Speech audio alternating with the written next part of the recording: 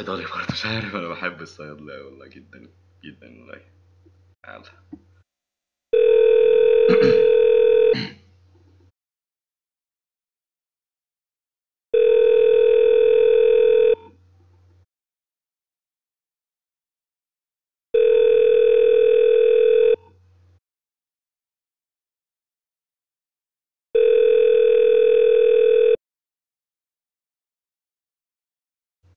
الو، السلام عليكم.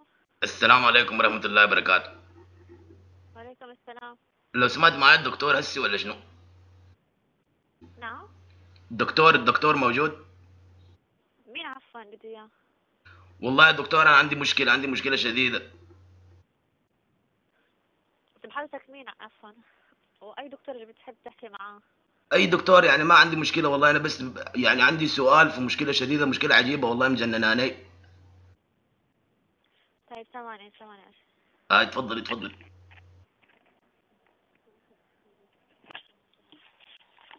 الو. الو السلام عليكم. الو. وعليكم السلام ورحمه الله.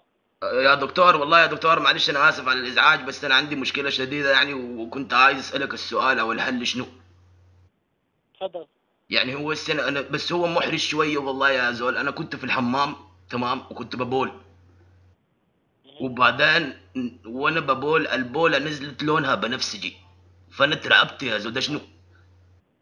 التهاب، عندك التهاب في المسالك البوليه. لا اله الا الله. التهاب؟ طب وده خدت له شنو يا دكتور؟ تاخذ له مضاد حيوي للموضوع هذا. مضاد حيوي عادي اللي هو الاوجمنتين والهناي والاموكسيل اه يا تاخذ لوجمنتين يا تاخذ اللي هو السبوبيل. هو طبيعي يعني، مش شيء خطير يعني، البولة لونها بنفسجي مش لا خطير. لا. طيب الحمد لله يا دكتور، ربنا يبشرك بالخير، مشكور يا دكتور والله يا زول، تعبتك معاي. يعني جزاك الله خيرا، لا. السلام عليكم السلام عليكم. أبول أبول على حنانك. أبول. انا اعتقد ان هو بيهفتق، لان ما اعتقدش ان في حد قبل كده في حد عمل بيبي لونه بنفسجي قبل كده، مش عارف، مهم.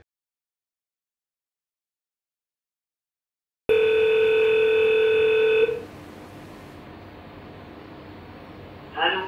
السلام عليكم ورحمة الله وبركاته يا دكتور. وعليكم السلام ورحمة الله، تفضل. كيف حضرتك، تمام؟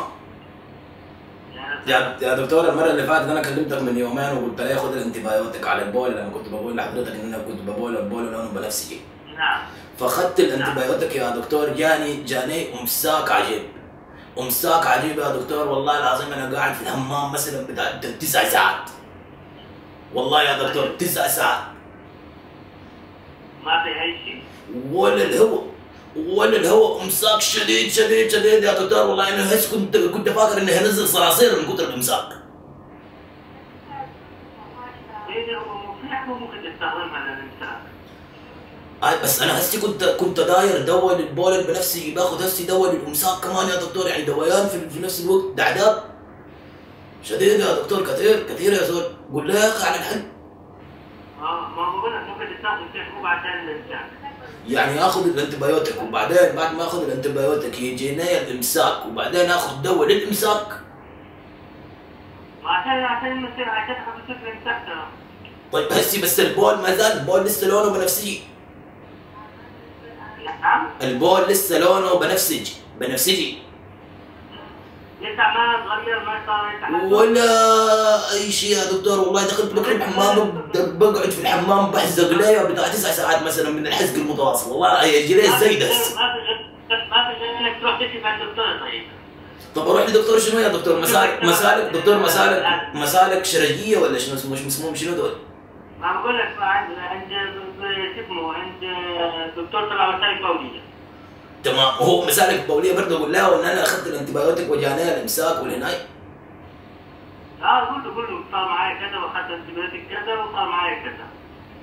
طب تمام يا دكتور، بس انا بقول لك لو وصل لي اي حاجه يا دكتور والله يدعي عليك. بدي عليك، انت قعدتني في الحمام 9 ساعات يا زول، 9 ساعات 9 ساعات، حرام عليك يا زول، ده شنو؟ على فكرة يا طالب انت حبيبي يعني.